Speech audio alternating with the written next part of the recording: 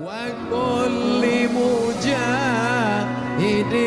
لله بأهل البدر يا الله. Bapak Ibu yang dimuliakan Allah Subhanahu wa taala. Jadi kalau ada orang mengatakan, saya ini kan sudah tobat, saya ini kan sudah hijrah, saya ini sudah sholat, saya ini sudah puasa, dulu minum khamar, dulu riba, sekarang sudah bebas. Kenapa hidup saya masih ada ujiannya Pak Ustadz? Nabi-nabi aja diuji. Nabi Yusuf begitu ujiannya, Nabi Yunus demikian ujiannya, Nabi Ibrahim luar biasa ujiannya.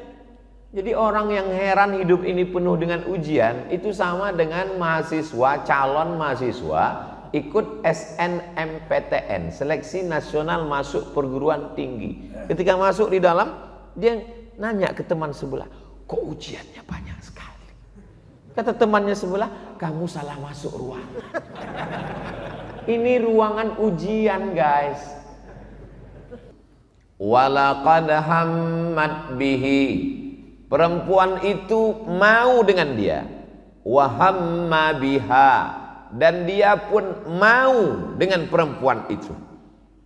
Laula an ra'a burhan rabbi. Akhirnya dia mendapatkan burhan, penjelasan, pencerahan, kesadaran dari Allah. Akhirnya dia kalahkan keinginannya, dia ikut kehendak Allah, dia tinggalkan itu perempuan dan dia selamat. Laki-laki itu bernama Yusuf. Moyangnya bernama 4 kali kita sebut tadi. Kama sallaita ala Ibrahim wa ala ali Ibrahim. Kama barakta ala Ibrahim wa ala ali Ibrahim. Ibrahim punya anak laki-laki namanya Yakub. Yakub punya anak laki-laki, Ibrahim punya anak laki-laki namanya Ishak. Ishak punya anak laki-laki namanya Yakub. Yakub punya anak laki-laki namanya Yusuf. Yusuf punya saudara namanya Imran. Imran punya anak laki-laki, itulah dia Musa dan Harun.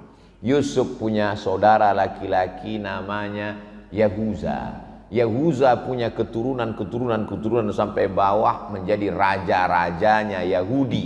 Dari kata Yahuza itulah Yahudi. Salah satunya bernama Daud. Orang barat menyebutnya David. Daud ini punya saudara kandung, punya anak kandung laki-laki namanya Sulaiman yang mewarisi kerajaan Daud. Maka disebut dia dengan Sulaiman. Orang barat menyebutnya Solomon. Kabarnya kerajaannya itu sampai ke tanah Jawa. Itulah Sleman. Kabar wallahu a'lam, kita nggak tahu. Saking kan luasnya kekuasaan dia. Lalu kemudian Sulaiman ini punya keturunan sampai ke bawah. Itulah dia Zakaria. Zakaria lama tidak punya anak, berdoa kepada Allah, Rabbi habli min ladunka zurriyatan thayyibah. Maka lahirlah seorang anak. Fanadathul malaikatu wa huwa yusalli fil mihrab. Saking makbulnya doa Sulaiman, dia belum keluar dari mihrab, saat berdoa Allah sudah kabulkan doanya. Lahirlah seorang anak laki-laki namanya Yahya. Yahya bin Zakaria. Zakaria ini punya istri, istrinya punya adik nama perempuan Hannah. Hannah ini punya suami namanya Imran. Imran nikah dengan Hannah, lama tidak punya anak, bernazar. Akhirnya Allah kabulkan doanya, maka lahirlah seorang anak perempuan namanya Maryam. Maryam melahirkan seorang anak laki-laki namanya Isa. Nama anaknya Isa, nama ibunya Maryam, nama neneknya Hannah, nama kakeknya Imran. Keluarga kecil ini disebut dengan Ali Imran, bukan teroris. Jadi kita mesti pahami sejarah ini bahwa mereka punya kait. Tadi Ustaz sebut Yahudi, ya. Lalu bagaimana dengan Israel? Nabi Ibrahim punya anak namanya Ishak, Nabi Ishak punya anak namanya Yakub. Yakub itu namanya 2. Satu Yakub, satu lagi Israel. Il artinya Tuhan, Isra artinya hamba. Israel berarti hamba Tuhan. Bahasa Arabnya Abdullah, hamba Allah. Tapi jangan gara-gara ini nanti tetangga bapak yang namanya Abdullah dipanggil Israel. Hei Israel, ya Palestina. Nabi Yakub itu namanya satu lagi Israel. Makanya anak cucu keturunan Nabi Yakub itu disebut dengan Bani Israel. Jadi semua Yahudi itu adalah Bani Israel, tapi tidak semua Bani Israel itu Yahudi. Karena pecahannya ke bawah, barulah dia Yahuza, saudara dari Nabi Yusuf, anak cucu keturunan yang disebut dengan Yahudi. Setelah meninggalnya Nabi Sulaiman alaihissalam, pecah kerajaan ini, satu di utara, satu di selatan. Maka muncul dua kerajaan, satu kerajaan Israel, satu kerajaan Yahudi, berperang antara dua kerajaan ini. Lengkapnya baca di buku sejarah agama Yahudi. Sampulnya warna hitam, sudah diterjemahkan, bestseller. Nama penerjemahnya Abdul Somad. Tulis di Google. Nah, jamaah yang dimuliakan Allah Subhanahu wa taala. Nabi Yusuf alaihissalam suatu malam bermimpi. Inni ra'aitu ahada asyara kaukaba. Aku melihat ada 11 kaukab bintang. Wasyamsa wal qamar, matahari dan bulan. Ra'aituhum li sajidin. Aku melihat 11 bintang, matahari dan bulan bersujud kepadaku. Apa kata ayahnya Yakub? La taqsus ru'yaka ala ikhwatik. Jangan ceritakan mimpimu kepada saudara-saudaramu. Fayakidu laka kaida. Nanti mereka akan melakukan makar, tipu muslihat terhadapmu. Apa maknanya? Tidak semua saudara kita senang kalau kita dapat nikmat, walaupun nikmatnya hanya sekedar mimpi. Hati-hati adik-adik, anak-anak muda. Aku tadi mimpi apa? Ketemu jodoh. Hok. Jangankan kamu nikah, kamu mimpi aja dia nggak senang. Jangan ceritakan semua nikmat yang ada pada dirimu. Kenapa? Karena tak semua orang senang melihat kau senang. Kebanyakan sifat orang adalah intamsaskum hasanatun tasuhum. Kalau kamu dapat nikmat mereka susah hati. Wa in tusibukum sayyi'atun yafrahu biha. Tapi kalau kamu dapat musibah mereka senangnya luar biasa. Gimana Ustadz Abdul Somad di Masjid At-Taufik? Jamaahnya banyak, sakit jantungnya. Gimana kabar Ustadz Somad? Dia nggak diterima. Alhamdulillah. Ini sifat saudara-saudaranya Yusuf, Bani Israel. Lalu kemudian dendam kesumat itu mereka lanjutkan. Mereka iri karena Yusuf dikasihi, disayangi. Mereka bawa untuk main-main di gurun pasir. Setelah itu mereka masukkan, dibacakan oleh imam kita, fi ghayabatil jub. Ghayabatil jub adalah sumur yang dalam. Bajunya diambil, dibawa kepada bapak mereka, bidamin kazib, damin darah, kazib bohong, darah bohong. Jadi cerita darah bohong ini sejak zaman dulu sudah ada. Darah bohong-bohongan. Betul dia ya, dia sudah dimakan oleh serigala. Ini darahnya ayah. Maka saudara-saudara Yusuf pun menangis, menangisi darah bohong, air mata buaya. Apa betul buaya itu punya air mata? Buaya ini selalu menjadi korban. Lidah buaya, air mata buaya. Ternyata buaya ini tidak punya pori-pori. Kita kalau kepanasan berkeringat, cairan tubuh kita keluar dari pori-pori, basah baju kita. Buaya nggak punya pori-pori. Satu-satunya saluran mengeluarkan air melalui matanya. Makanya kalau dia kepanasan, dia keluar air mata. Tapi bukan karena dia sedih. Makanya kalau ada orang yang air matanya bukan karena kesedihan, selalu orang mengatakan, alah air mata buaya. Pas ditanya, kenapa, apa hubungan air mata dengan buaya? Boh, aku ora-uruh. Padahal maknanya adalah ilmu pengetahuan. Itu buaya yang di air, apalagi yang di darat. Lalu kemudian Nabi Yusuf alaihissalam menangisi kehilangan seorang anak sampai hilang pandangannya. Ternyata kalau terlalu banyak nangis, itu kering air mata, bisa mohon maaf, mengalami kebutaan. Nabi Yusuf itu buta, tapi hebatnya Yakub, ketika Nabi Yusuf sudah diangkat menjadi Perdana Menteri di Mesir, lalu kemudian dia tahu saudara-saudaranya sedang masa paceklik datang ke Mesir untuk mencari gandum. Dia tahu, akhirnya dia selipkan satu mut ke dalam tas saudaranya itu, dia panggil security, Satpol PP lah, tangkap. Akhirnya ditangkap. Lalu kemudian, kamu boleh pergi kecuali saudaramu ini, Bunyamin. Sampai akhirnya Nabi Yusuf alaihissalam mengirimkan bajunya kepada ayahnya.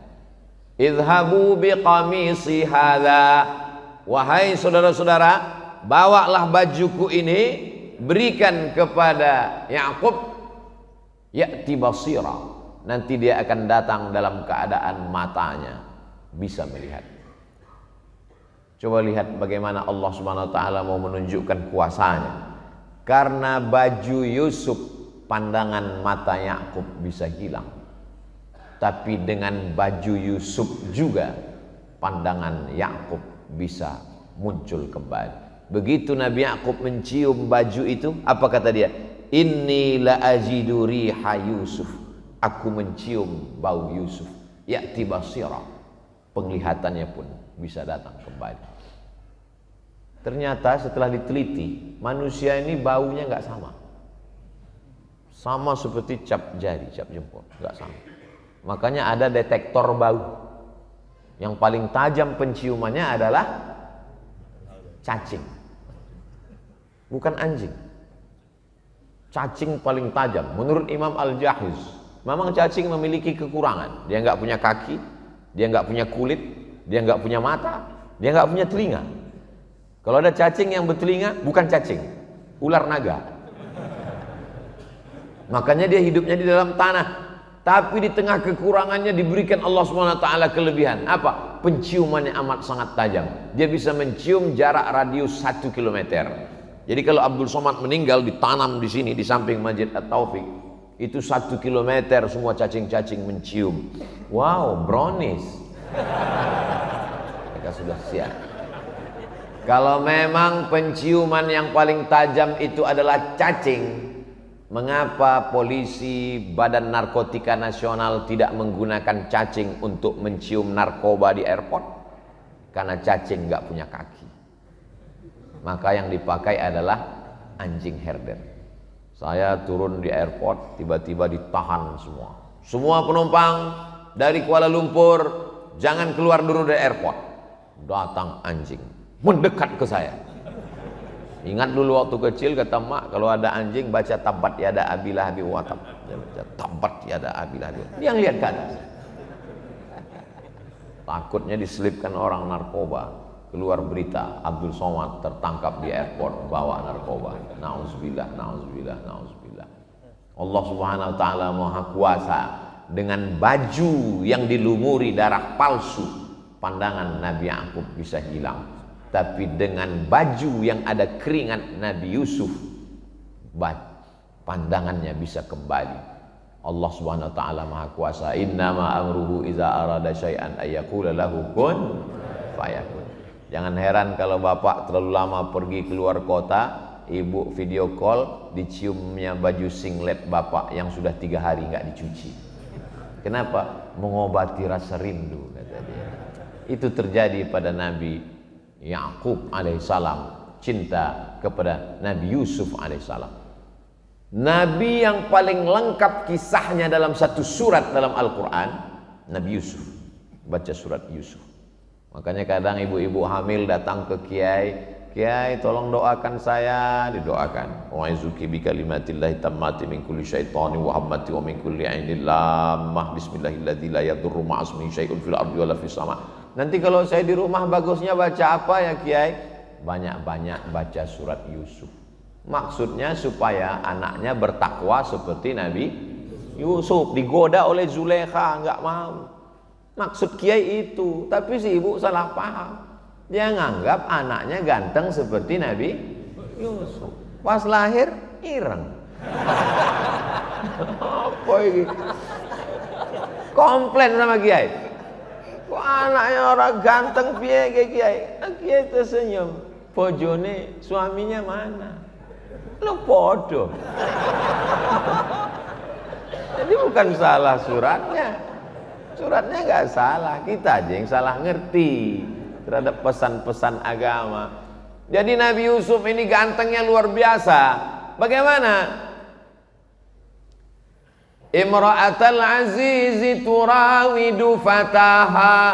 Tersebar isu di media sosial saat itu. Apa beritanya? Imra'atul aziz, istri Perdana Menteri, turawidu fataha, tergila-gila dengan anak lajang yang ada di rumahnya. Ada pemuda di rumah itu namanya Yusuf, dan dia Zulaikha tergila-gila. Zulaikha tidak mau kena fitnah. Dia undang perempuan-perempuan yang nyebarkan isu.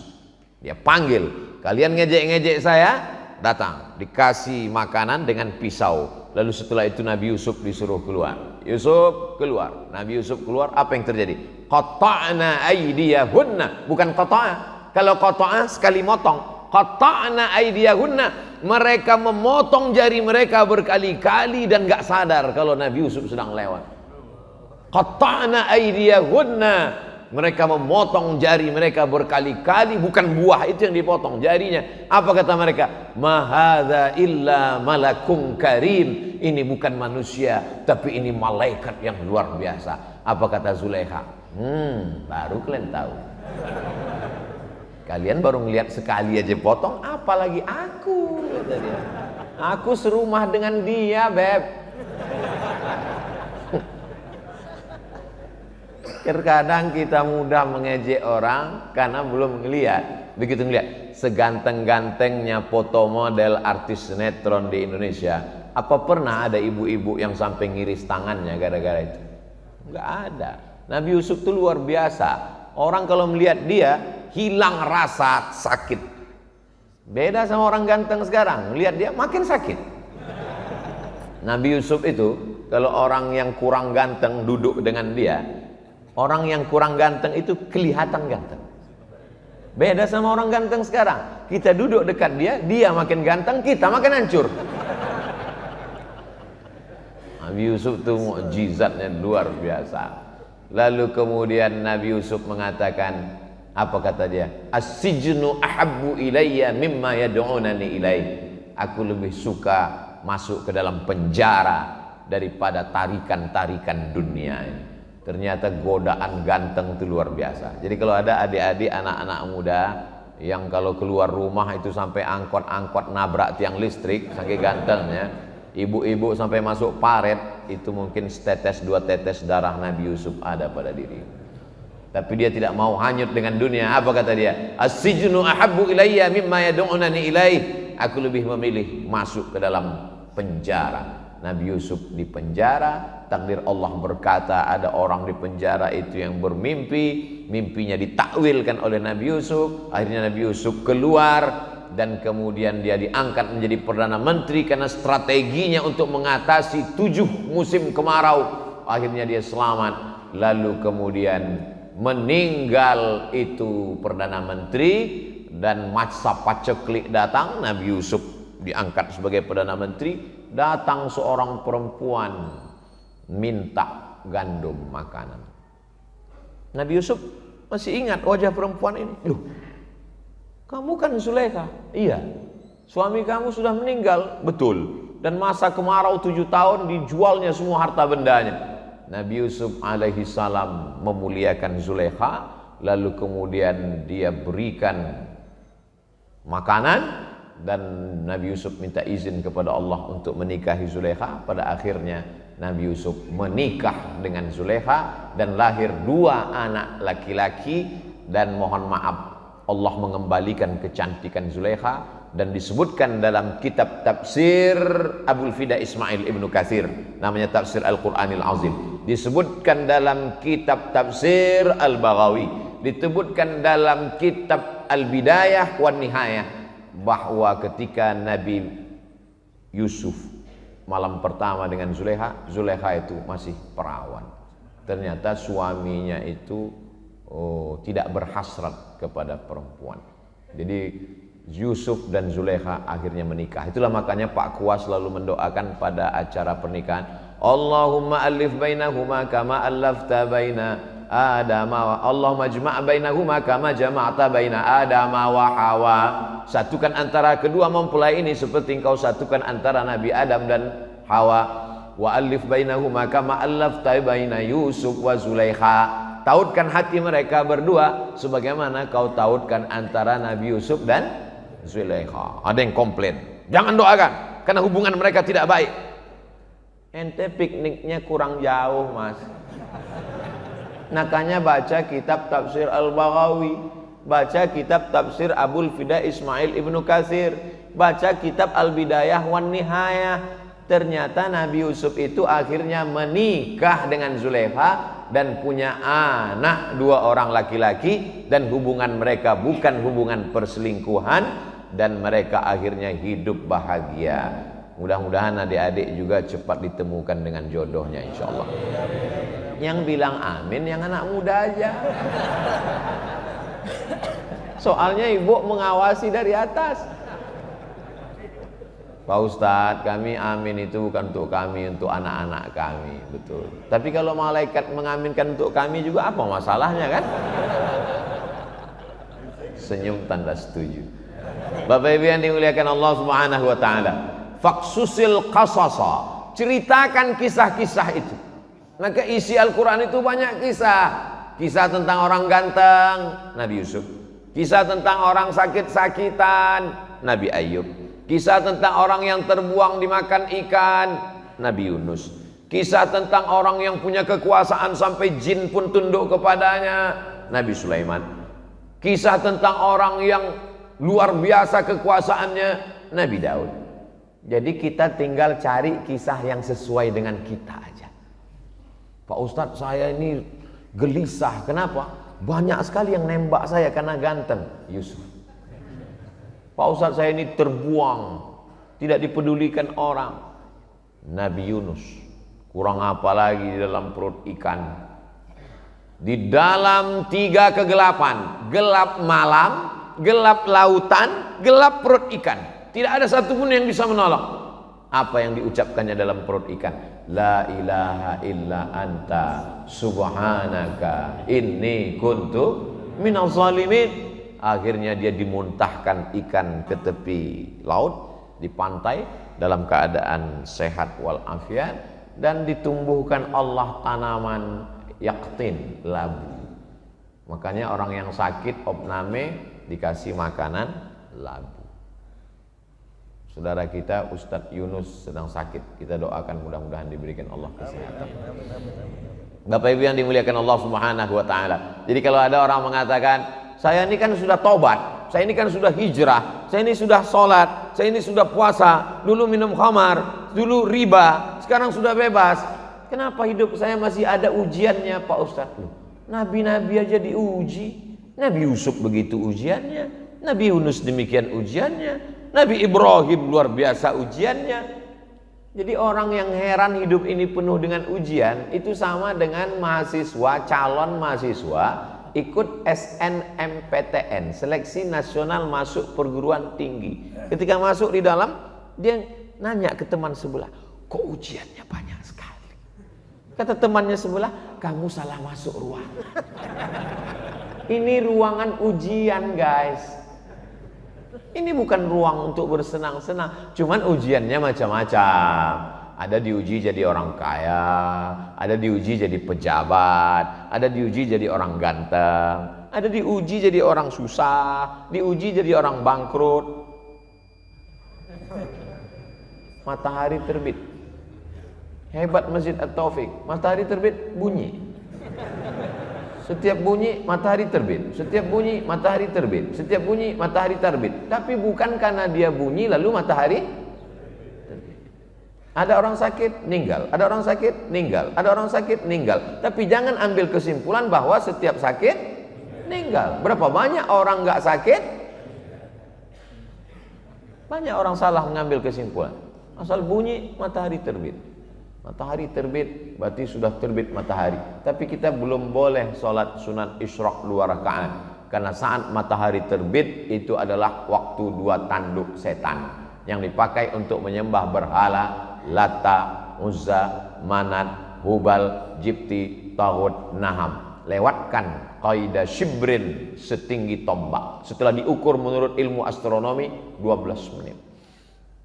Setinggi tombak, matahari naik. Setelah lewat 12 menit baru boleh sholat sunat isyraq 2 rakaat.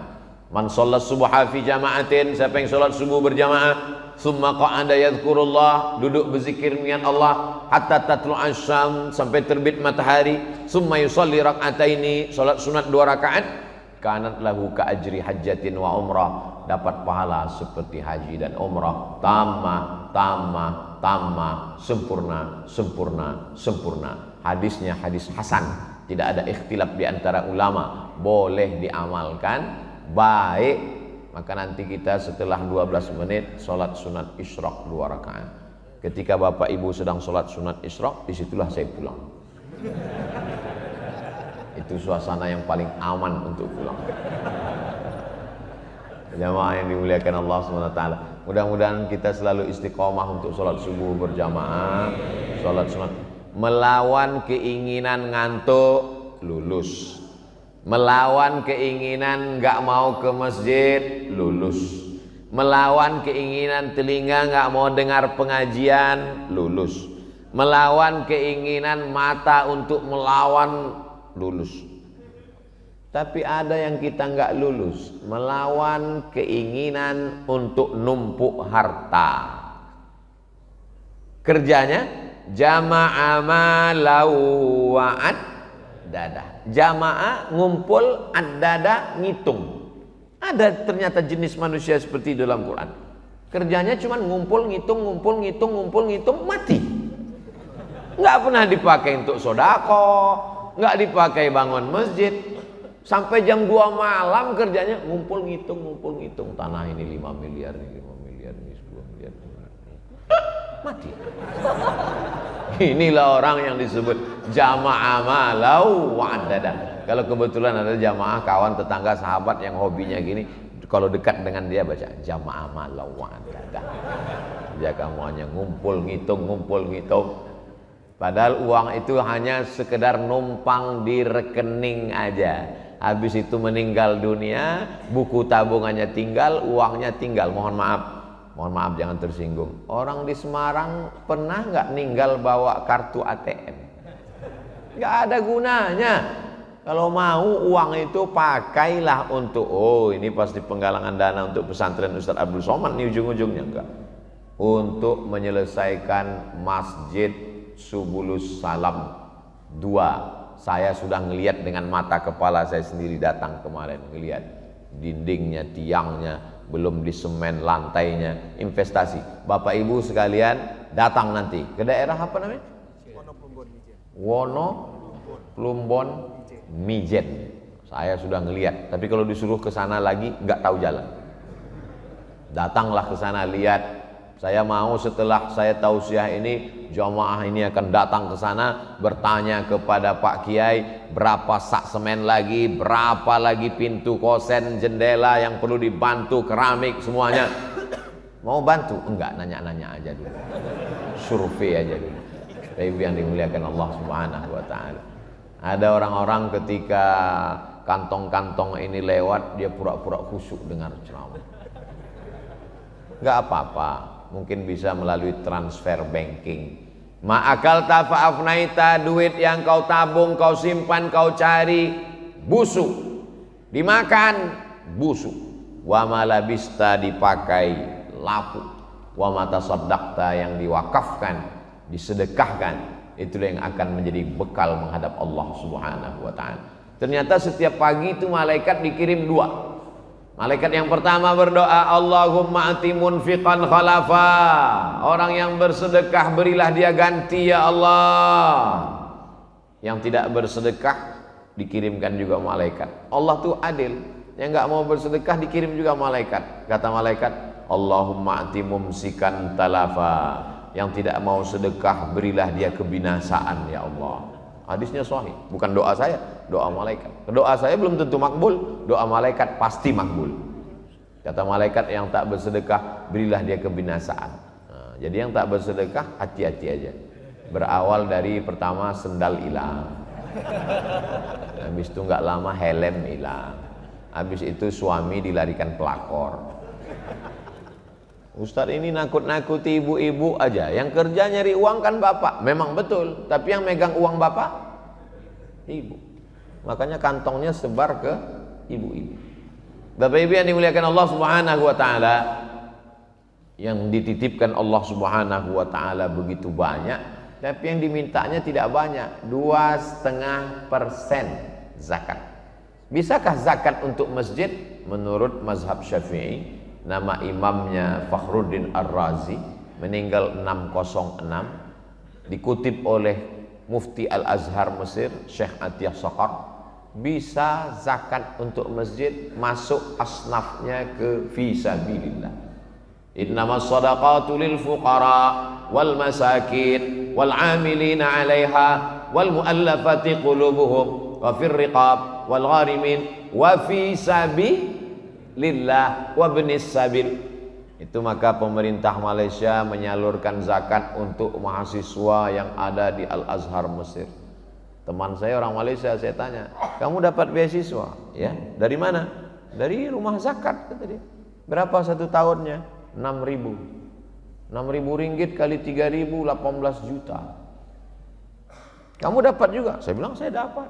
Berapa? 12.000. Oh, banyak sekali. Saya sebelum berangkat ke Mesir membuat proposal tahun 98 ke Badan Amil Zakat Provinsi. Saya mahasiswa Indonesia yang mendapat beasiswa ke Mesir, mohon bantuan ongkos. Silakan datang ke kantor. Ibu saya pergi. Saya tanya, berapa dikasih amil zakat, Mak? 200.000. Ingat saya karena angkanya 200.000. Waktu itu harga dolar melambung 20.000 satu dolar. Tapi karena takdir Allah berangkat juga 98. Pulang dari Mesir 2002, pulang dari Maroko 2008, ceramah tausiah kesana kemari, diundang sama Basnas. Kata Basnas, inilah kader yang kita kirim dulu. Mantap. Saya diangkat sebagai Duta Badan Amil Zakat Nasional. Ustadz dendam? Enggak, cuman ingat aja dikit. Datang ketua Basnas, Ustadz Somad, ini piagam mengangkat Ustadz sebagai Duta Basnas. Dan kami menggaji Ustadz 1 bulan 100 juta.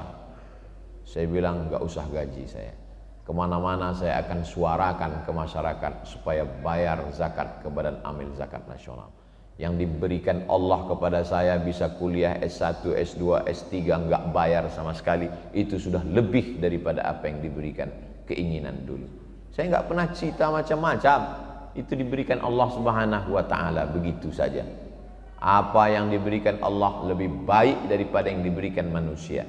Idza sa'alta fas'alillah wa idza sta'anta fasta'in billah. Lalu kalau memang begitu, kenapa Ustadz mesti mengiklankan masjid musyawarah? Mengapa Ustadz meminta jamaah untuk bersedekah? Supaya jamaah selamat hartanya, selamat anaknya, selamat dirinya. Siapa yang mengatakan bahwa dia menolong masjid, berarti dia sudah mengecilkan Allah Subhanahu wa taala.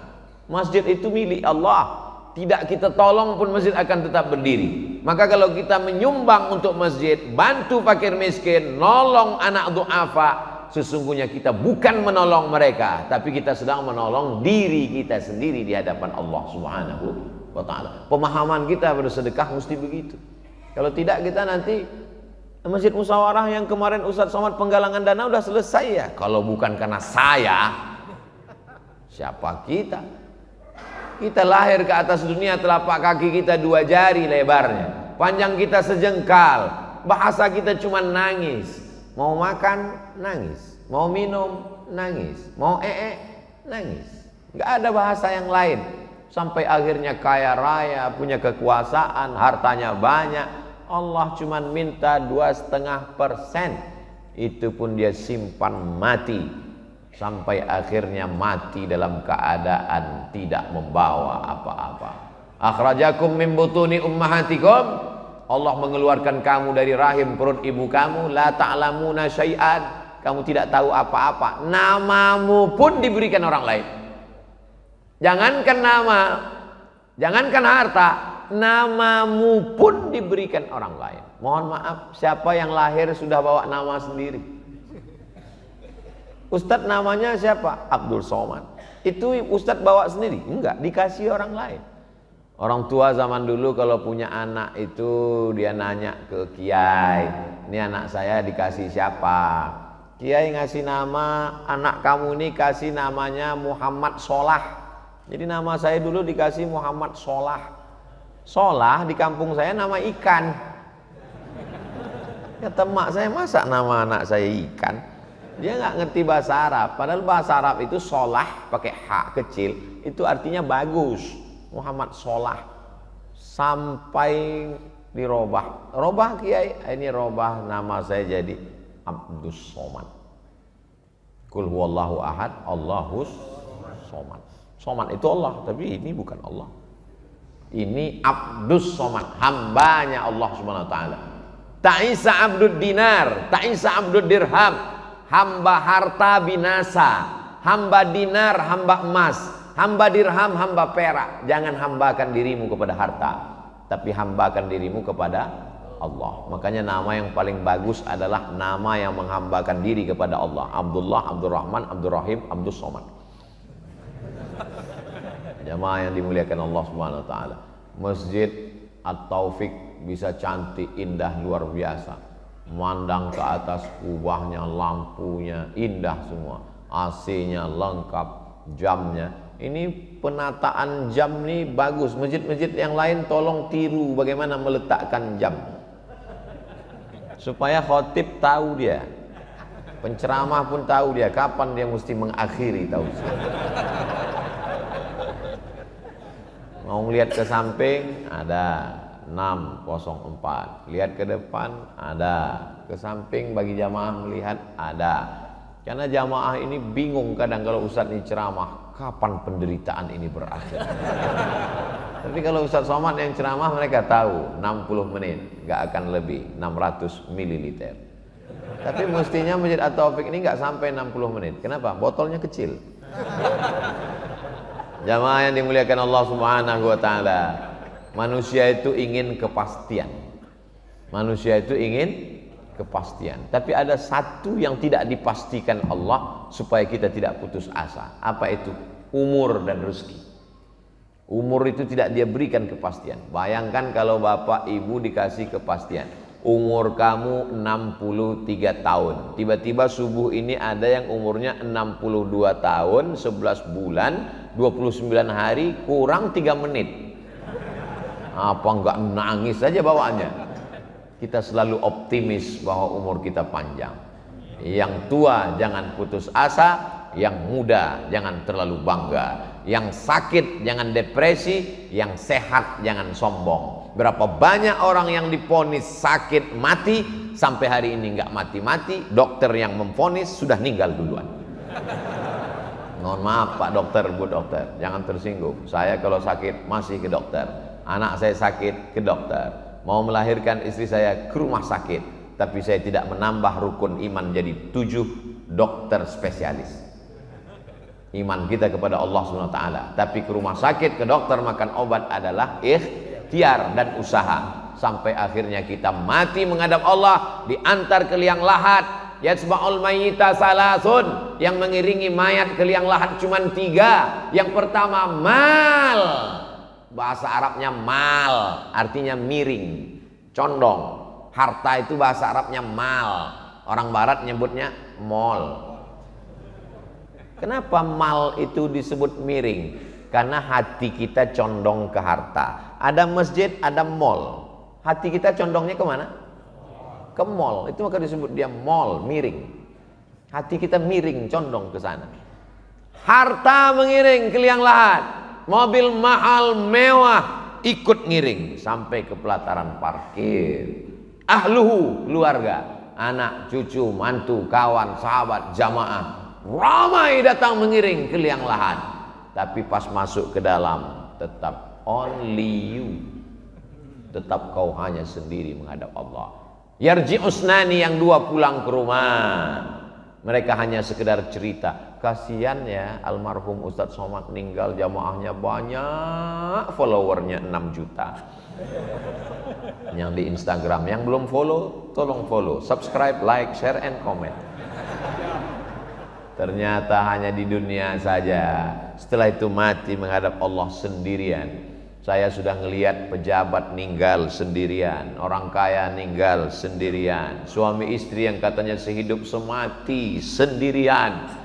Sampai akhirnya kita pun menghadap Allah. Ya baqa wahidun, yang tinggal cuma satu. Apa itu? Wa amaluhu. Kalau sempat bangun di tengah malam meneteskan air mata, kalau sempat membaca Al-Quran hari Jumat, surat Al-Kahfi, yang sudah baca, alhamdulillah. Yang belum baca, insya Allah. Yang sudah bolak-balik dikasih tahu enggak juga mau baca, innalillahi.